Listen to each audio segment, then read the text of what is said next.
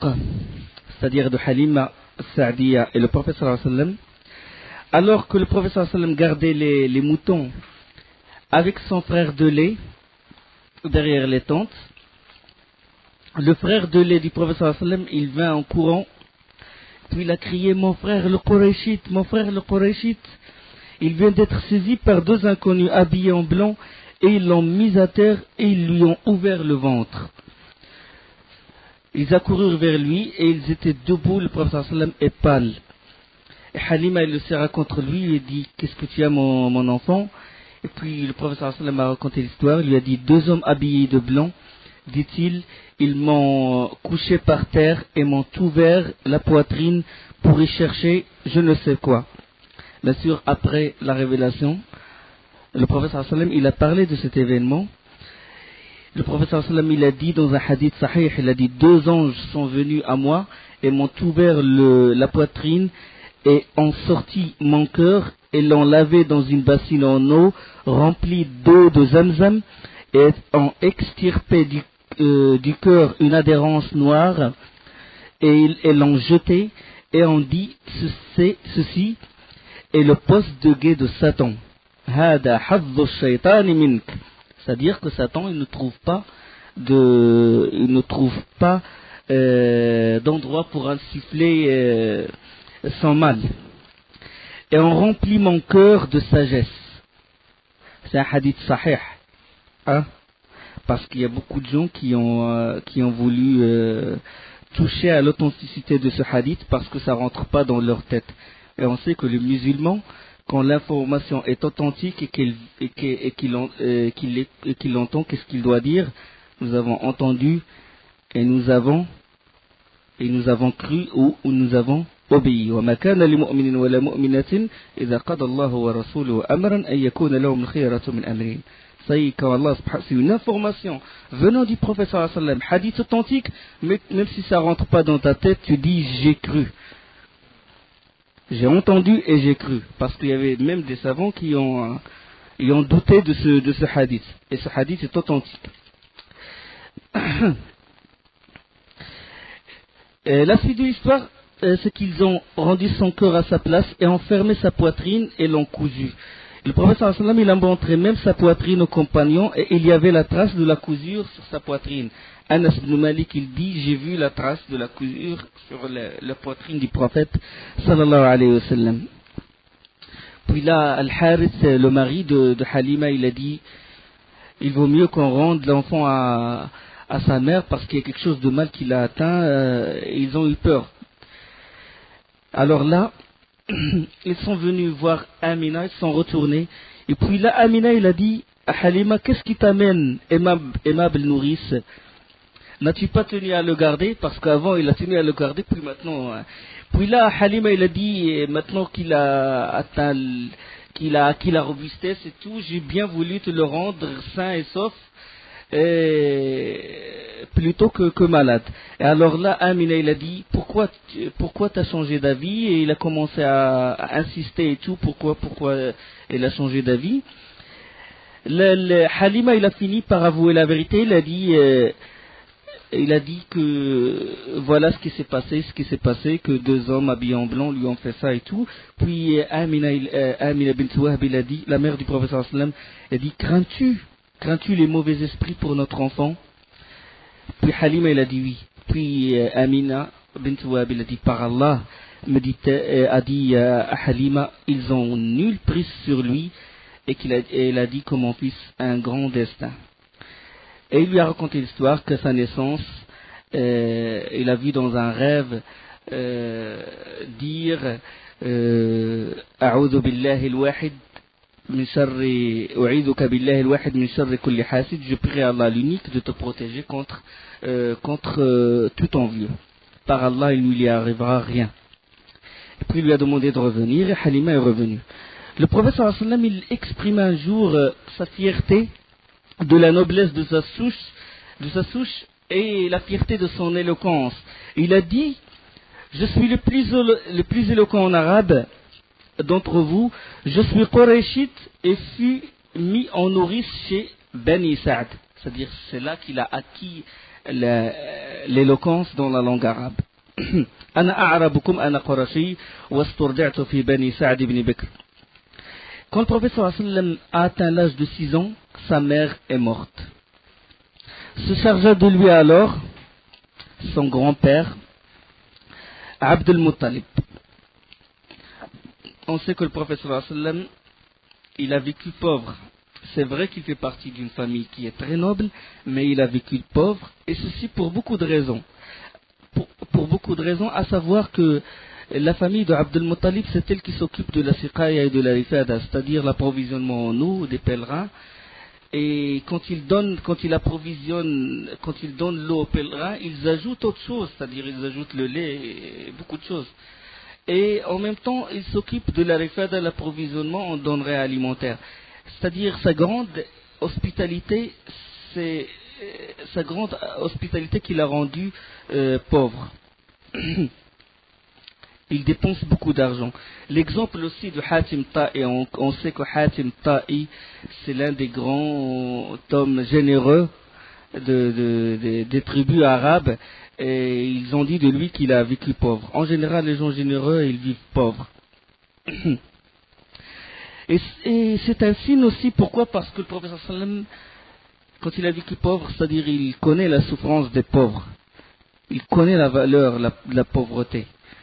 Par contre, un riche, il ne connaît pas ce que ça veut dire la pauvreté. Donc c'est une préparation du prophète sallallahu alayhi wa sallam, c'est une sorte d'éducation du prophète sallallahu alayhi wa sallam. Ibn Ishaq, il rapporte que Abd al-Muttalib avait un tapis dans l'ombre de la Kaaba, et ses fils s'assoient aux alentours du tapis, ils ne s'assoient pas sur le tapis, par respect de leur père. Et puis le prophète sallallahu alayhi wa sallam, étant enfant, il vient et s'assoit directement sur le tapis. Alors ses oncles, ils le poussent et tout. Dès qu'Abd al-Muttalib il sort et tout, il voit ses enfants pousser, le prophète sallallahu alayhi wa sallam, il dit: laissez mon fils, il aura un grand destin, c'est un grand homme. C'est-à-dire, il savait qu'il va être un grand homme. Et c'est-à-dire, il se réjouit de ce qu'il fait, et il essuyait son dos. Alors, à un certain âge, quand le prophète sallallahu alayhi wa sallam a atteint l'âge de 8 ans, le grand-père du prophète sallallahu alayhi wa sallam, Al-Muttalib, est mort, et il le confia à son fils Abu Talib. Abu Talib, oncle germain du prophète sallallahu alayhi wa sallam. L'envoyé d'Allah resta sous sa garde jusqu'à l'âge de raison. Et puis, on sait qu'Abdul Muttalib, qu'Abu Talib, on va en parler après dans le Sira, il l'a soutenu fermement jusqu'à sa mort. Le prophète sallallahu alayhi wa sallam, à l'âge de 8 ans, il vivait sous la dépendance de son grand-père, jusqu'à ce qu'il a commencé à travailler. Et il a travaillé comme berger. Il a travaillé comme berger de 8 ans jusqu'à l'âge de 21 ans. Il dit dans un hadith sahih, il n'y a pas de prophète qui nous fait profession de berger. Les compagnons ont dit: même toi, au prophète envoyé d'Allah. Il a dit: même moi, répondit-il, je gardais les moutons des Qurayshites moyennant quelques qirats, c'est-à-dire une petite somme d'argent. C'est-à-dire, tous les prophètes, ils ont fait cette profession, c'est-à-dire berger, garder les troupeaux et tout. Mais ça, c'est pour des raisons bien valables, parce que le berger, déjà, il se retire de tout le monde, quoi. Il est dans une retraite, il a le temps de méditer, de voir le ciel, les étoiles et tout, et il apprend aussi la patience, et aussi la miséricorde envers les troupeaux et tout. Quand il guide le troupeau, il est apte à guider les hommes après. C'est une éducation du prophète sallallahu alayhi wa sallam. Durant cette période, Abu Talib faisait le commerce. Et quand le prophète sallallahu alayhi wa sallam atteint l'âge de 12 ans, il s'est agrippé à Abu Talib, il a dit: je vais aller avec toi, je veux bien aller avec toi dans ton commerce et tout. Et puis Abu Talib a eu pitié, puis il l'a pris avec lui, et ils ont voyagé pour faire le commerce au Shem. Et là, dans la route, ils se sont approchés d'un ermitage qui est occupé par un moine. Le moine, il est nommé Bahira, ou Buhaira. Et ce dernier étant très réputé, c'est-à-dire dans le christianisme, et les livres saints, il a vu, dans l'ermitage, il a vu la caravane et il a vu un nuage au-dessus du prophète sallallahu alayhi wa sallam. Allah lui a montré ça, il a vu, puis il était étonné, surtout qu'il scrutait toujours les lieux, surtout que c'était une période de la venue d'un prophète, et lui il sait ça. Alors le moine, d'habitude, ceux qui sont retranchés dans l'ermitage, ils n'invitent personne, ils sont retranchés, ils parlent à personne, les caravanes ils passent à côté d'eux et tout, mais sans qu'il y ait une discussion quoi, entre le moine et les Arabes qui passent à côté de lui. Alors là, quand il vit l'enfant, protégé du soleil par un nuage, il a dit à ses adeptes, préparez beaucoup de repas, beaucoup de nourriture, je vais inviter ces gens-là. Puis il les a appelés. Il les a appelés, il les a invités, il a dit venez, je vous invite et tout. Ils étaient étonnés, comment ça se fait que ce moine, il nous invite pour la première fois. Là, pendant le dîner, Bouhaira, il commençait à les divisager un par un, il le regardait. Il regardait un par un. Pour peut-être aboutir à quelque chose qui est un signe, quoi, parce que là, il était étonné de voir le petit nuage au-dessus de la caravane. Puis après, il a dit, manque-t-il encore quelqu'un? Ils ont répondu, on a laissé un enfant. Il gardait nos montures, il gardait la caravane et tout. Puis l'un d'eux, il a dit, par Allah, nous sommes des ignobles. Comment ça se fait que nous, on mange tranquillement et on laisse un enfant dehors? Et ils l'ont appelé.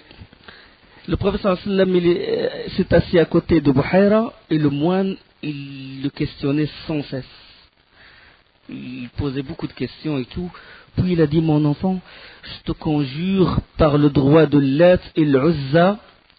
Puis là, le professeur lui a dit, on sait que le moine, il ne croyait pas à Lat ou l'Uzza, mais pour vraiment agrandir le serment, pour que il sait que les Arabes ils vénéraient Lat ou l'Uzza et les adoraient, et là il les conjure par le droit de Lat ou l'Uzza.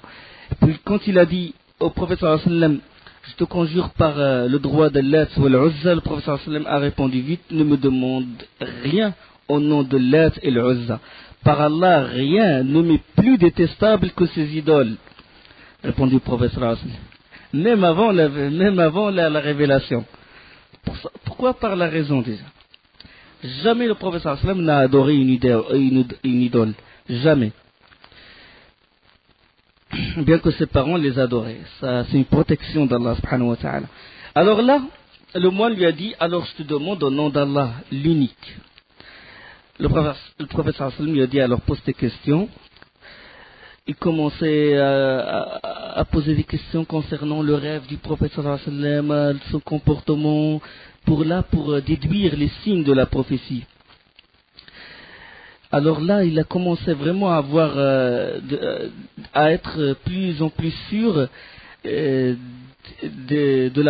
la prophétie du prophète puisque les réponses ils coïncidaient exactement avec aux descriptions du futur prophète.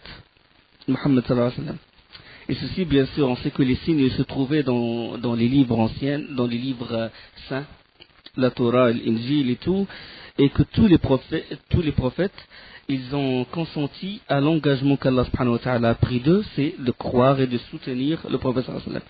Allah subhanahu wa ta'ala, il a fait un engagement envers tous les prophètes, que si vraiment que si le prophète sallallahu alayhi wa sallam, il vient, à leur époque, ils doivent être prêts pour le soutenir.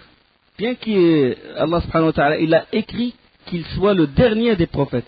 Mais il dit, si vraiment le prophète Mohammed, il vient, vous le soutenez, et il a pris cet engagement. La preuve, dans le verset de Surat Al-Imran, et lorsqu'Allah a pris cet engagement des prophètes, chaque fois que je vous accorderai un livre et de la sagesse, et qu'ensuite un messager vous viendra confirmer ce qui est avec vous, vous devez croire en lui et vous devez lui porter secours. Il leur dit, consentez-vous, acceptez-vous mon pacte à cette condition? Ils ont répondu, nous consentons. Allah subhanahu wa ta'ala dit, soyez-en donc témoins, dit Allah, et me voici avec vous parmi les témoins. وإذ أخذ الله ميثاق النبيين لما آتيتكم من كتاب وحكمة ثم جاءكم رسول مصدق لما معكم لتؤمنن به ولتنصرنه. Si un prophète, parlons du prophète sallallahu alayhi wa sallam, il vient confirmer ce que vous avez ramené, est-ce que vous allez le soutenir? Et ils ont dit, nous consentons, le consentons. لتؤمنن به ولتنصرنه قالوا أقررنا قال فاشهدوا وأنا معكم من الشاهدين. Bahira a dit au prophète sallallahu alayhi wa sallam, montre ton dos. Là, les signes, ils convergent. Il a dit, montre ton dos pour voir quoi? Pour voir le sceau de la prophétie. Khatam al-Nubuwah. Le prophète sallallahu alayhi wa sallam a montré le dos. Le Buhayra, il a jeté un regard, puis ça y est, là, il est sûr que c'est le sceau de la prophétie, que c'est vraiment un prophète. Les savants, ils décrivent l'empreinte de la prophétie, le sceau de la prophétie, Khatam al-Nubuwah, si se trouve dans beaucoup de hadiths authentiques, sous forme d'une empreinte petite et brune qui est tapissée de poils formant la crête. La crête, c'est la crête d'un poulet.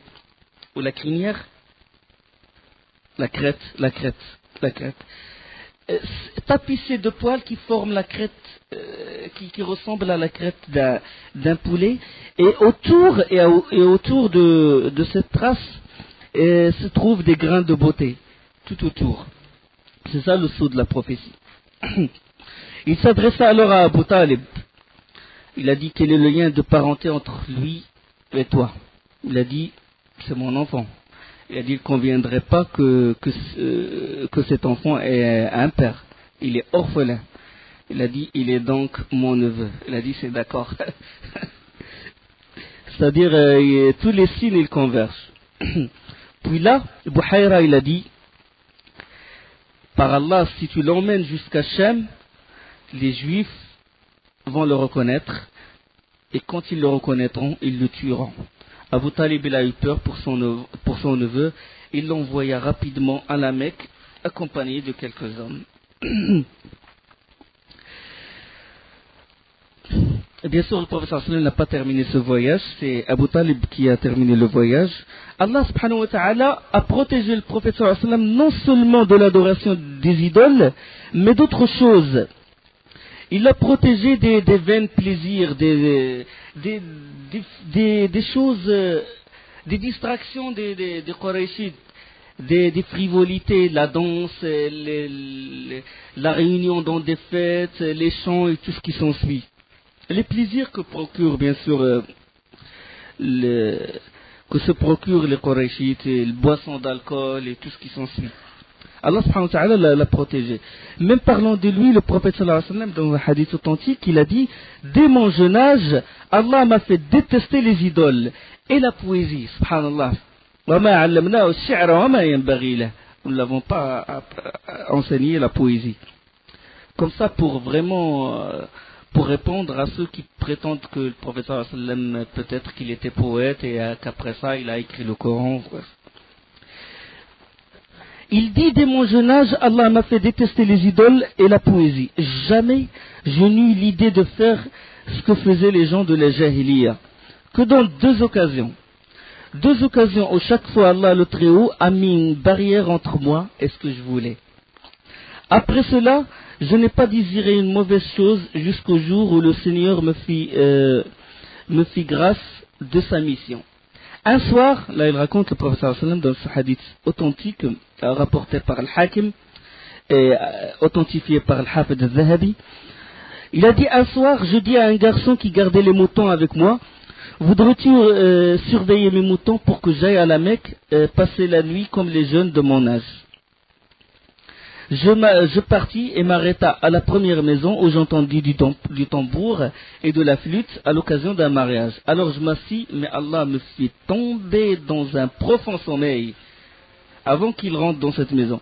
Et il ne fut réveillé que par l'intensité du soleil. Je ne fis donc rien, et le même fait se produisit une deuxième fois. Et le prophète sallallahu alayhi wa sallam n'a pas réussi à rentrer dans la maison où on célébrait cette fête. C'est-à-dire qu'Allah subhanahu wa ta'ala l'a protégé de ses plaisirs que se donnaient les Qurayshites dans leur jahiliya. Bien sûr, ces vains plaisirs et ces chants et tout, bien sûr, ça perpétue, même maintenant, hein, les gens, subhanallah, ils commençaient leur mariage avec le péché, ils commençaient leur mariage à bâtir un foyer en désobéissant à Allah, subhanahu wa ta'ala. Tout en essayant de tordre les textes, tout en essayant de s'approuvant ça, de dire qu'il y a des hadiths parlant de ça et tout, de sortir des ambiguïtés. Allah, subhanahu wa ta'ala, il a interdit le rina. Bien sûr, les chants, il y a des chants qui sont autorisés, mais le chant qu'on entend actuellement, c'est vraiment la première chose, c'est vraiment des chants interdits. L'un des signes de sa perfection, le prophète sallallahu alayhi wa sallam, c'est que sa nudité ne fut jamais découverte. C'est-à-dire, on sait que la nudité chez les Quraysh, c'était une habitude normale chez eux. Le fait de se mettre nu chez les Quraysh à leur époque, c'était une habitude normale. Surtout quand ils ont émis des lois. Ces lois, c'est que quand les pèlerins ils viennent faire le tawaf autour de la Kaaba, ils ne doivent pas porter leurs habits d'origine. Ils doivent porter les habits de ce qu'on appelle le Homs, le Quraysh. Parce que bon, c'est les Quraysh qui sont les plus nobles. C'est ce que leur a insufflé Shaitan. Il disait bon, ça peut aussi avoir, un savant il a dit, ça peut avoir aussi pour des causes, pour des buts économiques, avoir de l'argent. Parce que quand une personne fait le pèlerinage, et il doit obligatoirement porter les vêtements de Quraysh, il est obligé de les acheter. Donc, ou bien s'il trouve les habits de Quraysh, il fait tawaf avec, parce que pour eux ils disent bon, les vêtements là, ils ont fait des péchés avec et tout, il fallait pas qu'ils font tawaf autour du Kaaba avec des habits dans lesquels ils ont fait des péchés. Alors là, ils sont obligés soit d'acheter les habits des Qurayshites. S'ils n'ont pas assez d'argent, ou s'ils n'ont pas suffisamment d'argent, ils font tawaf nus. Ils font tawaf nus. Et cette pratique, elle est restée jusqu'à l'année 9 de l'Hégire.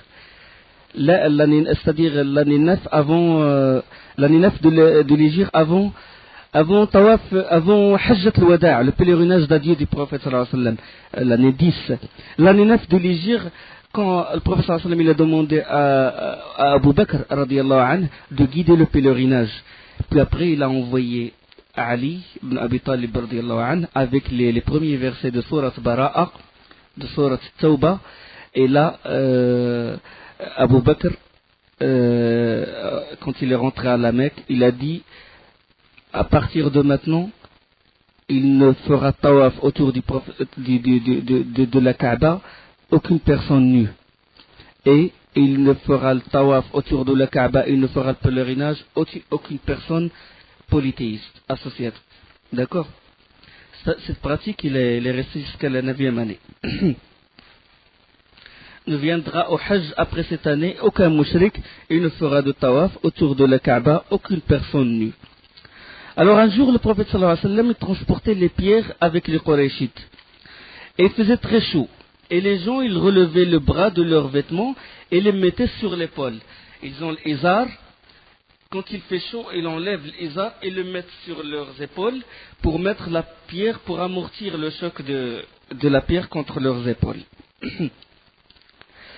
Et le prophète sallallahu alayhi wa sallam, il portait les pierres à même l'épaule. Et l'un de ses oncles, Al-Abbas, il lui a dit ce serait mieux pour toi d'enlever ton izar et le mettre sur ton épaule ce serait mieux pour bien porter les pierres. Le prophète sallallahu alayhi wa sallam, il a suivi le conseil et sa nudité fut découverte. Et il tomba évanoui et s'écria mon izar. Et il a mis son izar et continua le travail. Et là, depuis, il n'a jamais montré sa nudité, bien que c'était une pratique qui est normale chez le Quraysh. Donc Allah subhanahu wa ta'ala, il l'a préservé. Autre marque de perfection, de sa perfection, sallallahu alayhi wa sallam, étant enfant chez Abu Talib, On sait qu'Abu Talib, il avait beaucoup d'enfants, et il était très pauvre, parce qu'il était très hospitalier et très généreux, il avait beaucoup de responsabilités à la Mecque, il avait beaucoup d'enfants, et quand il met le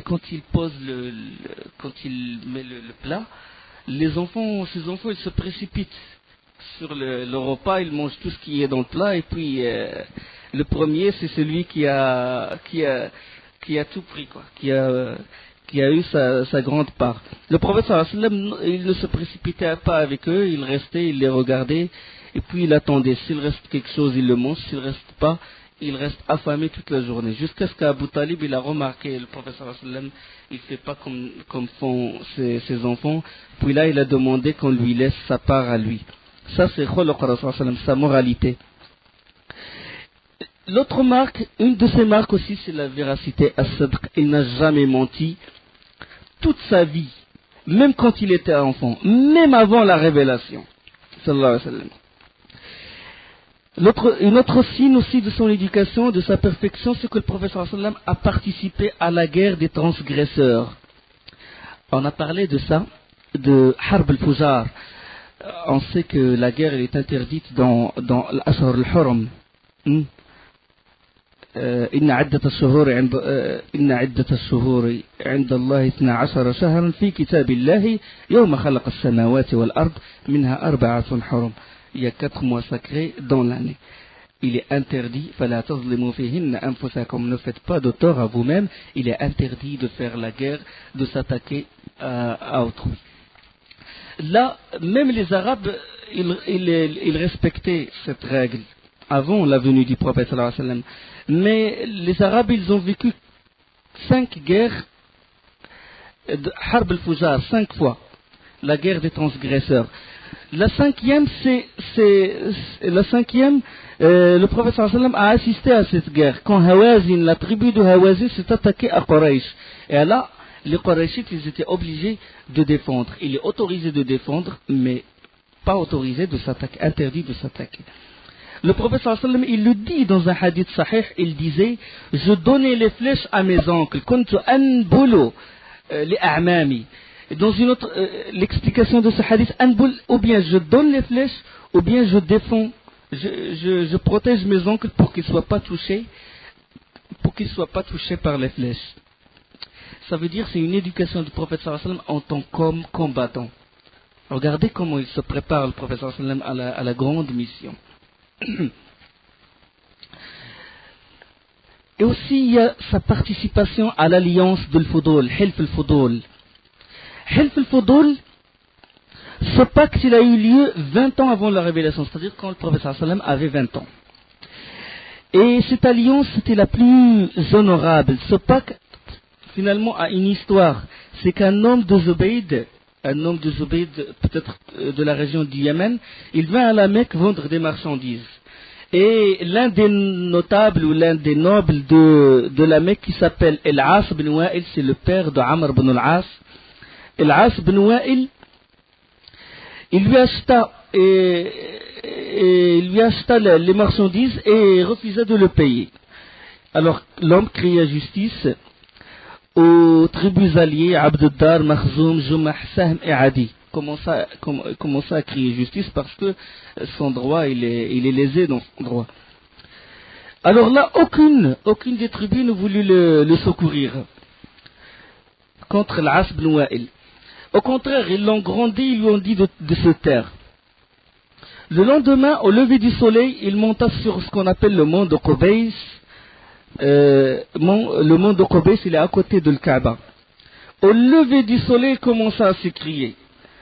Et il commença à exposer sa plainte à haute voix sous forme de vers d'un poème. Alors là, Az-Zubair ibn Abd al-Muttalib intervint. Il a dit on ne peut pas laisser ça parce que regardez ce qu'il dit. Il crie personne ne l'a secouru, personne n'a voulu l'aider en plein pèlerinage, en plein la Mecque. Qu'est-ce qu'ils vont dire de nous les autres tribus et tout. Alors là qu'est-ce qu'ils ont fait? Ils se sont alliés et ils ont créé ce qu'on appelle Hilf al-Fudul, l'alliance de l'Fudul. L'origine de cette appellation, que Jorhom, à première époque, il a précédé Quraysh dans ce pacte. Le pacte, qu'est-ce qu'il y a dans le pacte? C'est-à-dire de défendre le lésé jusqu'à ce qu'il aura gain de cause. Chaque personne, une personne, il a subi une injustice à la Mecque, là tout le monde sort son sabre, on lui rend ce qui lui est dû, ou bien on tue la personne qui était injuste envers lui. Donc, Helf al-Fudul, l'appellation de al-Fudul, il a une origine. Dans une version, ils disent que les Jorhomites, et on sait dans les cours précédents que Jorhom, c'était la première, c'est la tribu qui a vu les oiseaux au-dessus de Zamzam quand Jibril alayhi salam, il a touché la terre. Ça, c'est avant que le Kaaba ne soit bâti, et quand Hajar et Ismaïl, son fils, étaient dans cette colline. Et la tribu de Jorhom, c'est la première à habiter Mecca. Les Jorhomites, ils ont fait ce pacte avant les Qurayshites.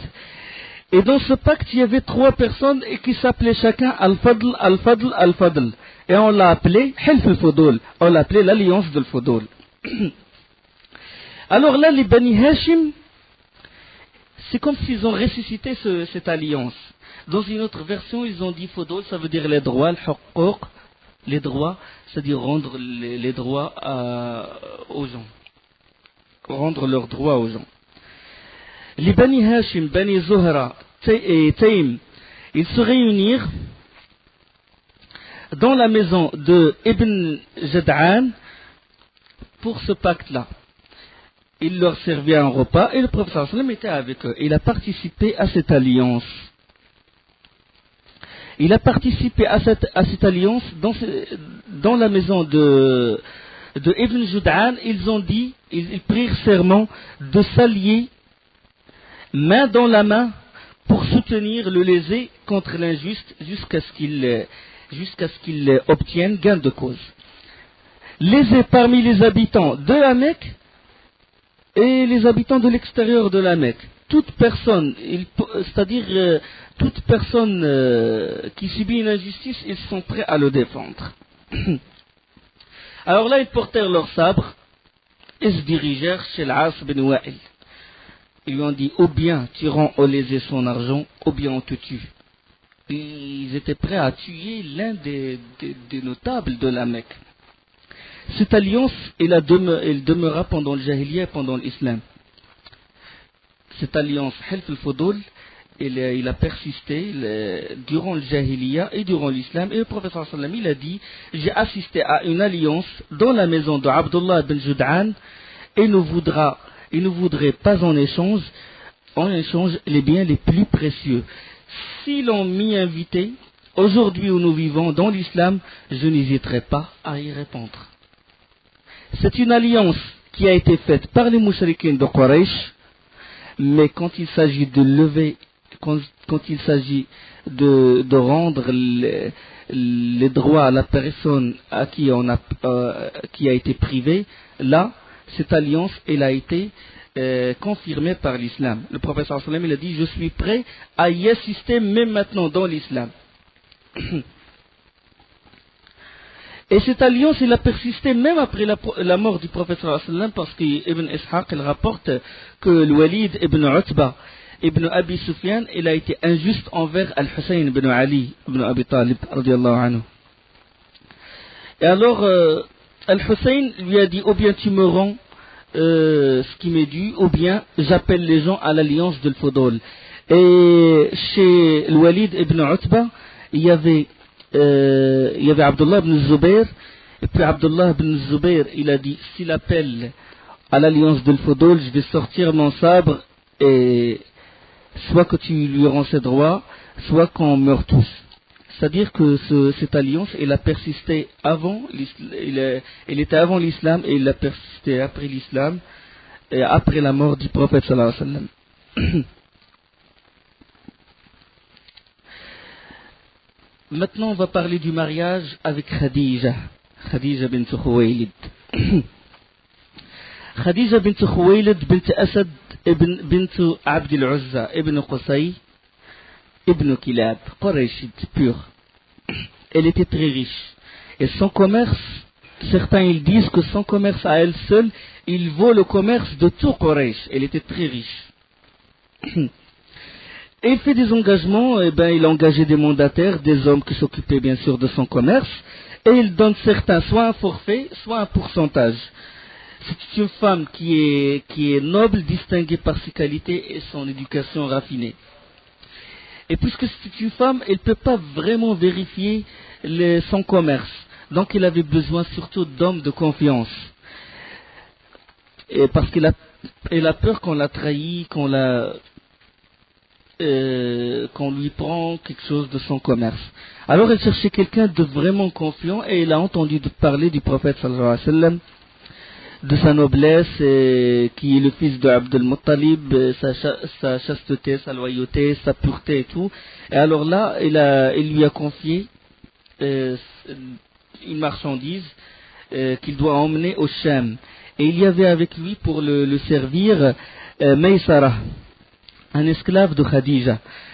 Durant le chemin, Maysara il fut émerveillé par la pureté, la moralité et le comportement du prophète sallallahu alayhi wa sallam, parce que d'habitude, les esclaves, ils sont traités par les Qurayshides comme, c'est-à-dire avec dureté, avec rudesse.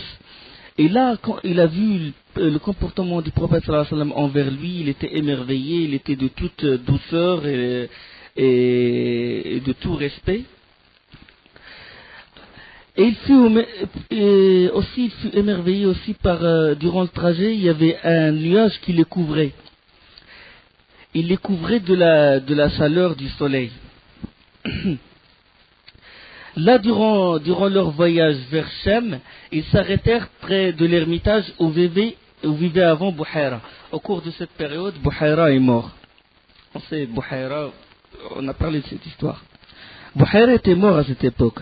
Le prophète sallallahu alayhi wa sallam s'est assis à l'ombre d'un arbre et le moine alla voir Maysara et lui dit qui est cet homme. Il posa beaucoup de questions. Maysara s'est étonné pourquoi le moine lui pose tant de questions. Le moine lui dit, par Allah, nul ne prit repos sous cet arbre si ce n'est un prophète. Là, ils avaient toujours les signes et tout dans leur livre saint et tout, ils scrutaient les lieux. De même au Sham, Maysara fut séduit par le comportement du prophète sallallahu alayhi wa sallam envers les gens, sa souplesse et sa générosité dans le commerce. Les commerçants de Quraysh, d'habitude, ils vendaient leurs marchandises au Sham et puis ils ramenaient l'argent. Le prophète sallallahu alayhi wa sallam n'a pas fait ça, il n'a pas fait pareil. Il a vendu la marchandise au Sham et avec l'argent qu'il a gagné, il a acheté une autre marchandise qu'il a ramenée à la Mecque et il l'a vendue aux gens de la Mecque et il a gagné 2 fois. Khadija, il fut séduite par le prophète sallallahu alayhi wa sallam, par les bénéfices qu'il a ramenés et tout. Et surtout quand Maysara commença à lui raconter le comportement du prophète sallallahu alayhi wa sallam durant le voyage, sa moralité, sa loyauté, sa véracité, le témoignage du moine, il a dit que c'est un prophète et tout, et il a été séduite par le prophète sallallahu alayhi wa sallam.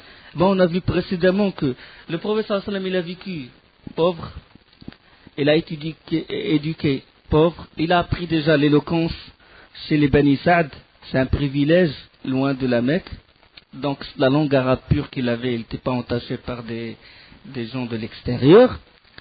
Il a fait profession de berger, il a vécu pauvre, et il a connu les règles de la guerre, et maintenant il vit comme un commerçant. Regardez les classes.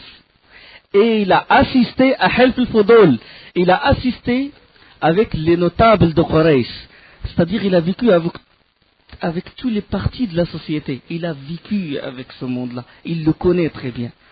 Tout ça le préparait dans sa mission en tant que prophète. Le prophète sallallahu alayhi wa sallam avait 25 ans et Khadija à l'époque elle avait 40 ans. Et elle était veuve, elle s'est mariée 2 fois et à chaque fois son mari meurt. Là les témoignages de Maysara et le comportement du prophète sallallahu alayhi wa sallam, il incitait Khadija au mariage avec le prophète sallallahu alayhi wa sallam.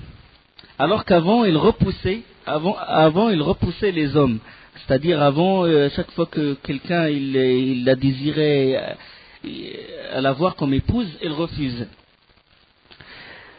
Là, il était séduit par le prophète sallallahu alayhi wa sallam et il a envoyé une marieuse qui s'appelle Nafisa.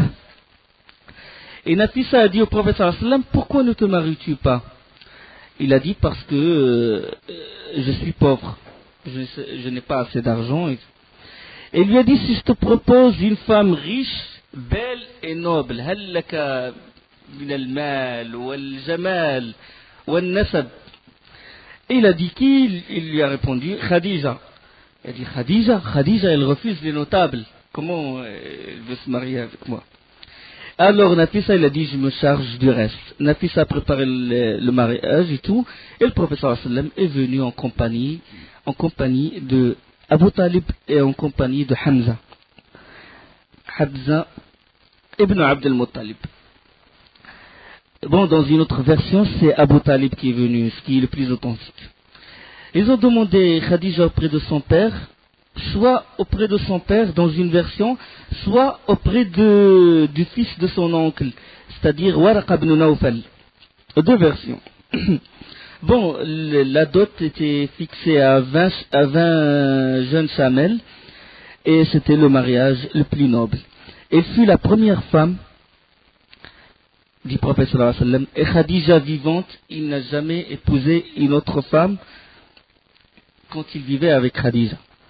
Il a vécu 25 ans avec Khadija, radiyallahu anha, et il ne s'est marié qu'après sa mort de Khadija.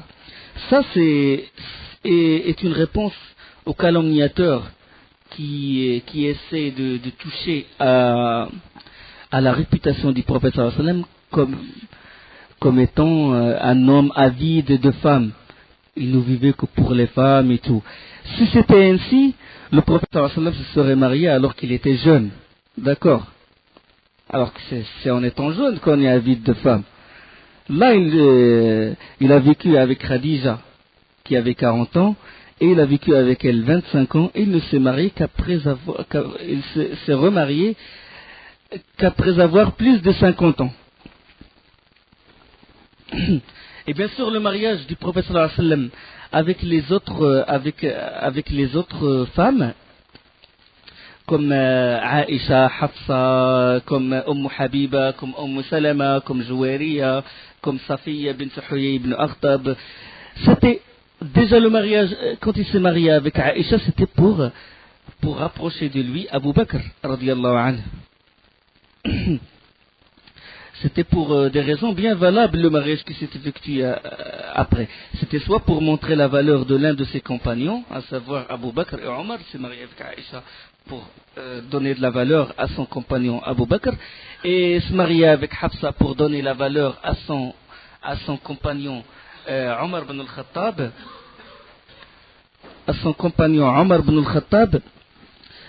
et pour d'autres raisons. Comme le mariage avec Salama. Salama, elle était vieille quand il s'est marié avec elle. Salama, elle n'avait pas de personne qui se charge d'elle. Ou bien il se marie pour d'autres raisons, c'est-à-dire pour rapprocher une tribu, pour avoir un lien de parenté avec une tribu, comme ça les gens de la tribu ils rentrent en islam. Ou bien pour beaucoup de raisons. C'était toujours pour une raison bien précise. Le mariage qu'a fait le prophète sallallahu alayhi wa sallam. Donc, il a eu avec Khadija Al-Qasim, parce que Khadija lui a donné des enfants. Elle lui a donné Al-Qasim. Il est mort avant l'islam, Al-Qasim. Elle lui a donné Abdullah. Et Abdullah, il est surnommé Tayyib ou Tahir. Des fois, dans des livres, ils se trompent, ils disent que Abdullah c'est le fils du prophète sallam, et Tayyib c'est un autre fils, et Tahir c'est un autre fils. Non, Abdullah, il est surnommé Tayyib ou Tahir. Les filles, bien sûr, c'est Fatima, Zaynab, Ruqayya et Kalsoum. Radiyallahu anhun. Bénédiction sur elle. Bon, sauf Ibrahim. Ibrahim, il l'a eu avec qui? Avec Maria. l'égyptienne, Maria al-Qibtiyya. Elle s'est convertie, le prophète sallam s'est marié avec elle. Et le prophète sallam il dit sur Ibrahim qu'une nourrice au paradis, il complète son allaitement. Après le mariage avec Khadija, celle-ci lui a légué son commerce et il a vécu riche. Il ne voyageait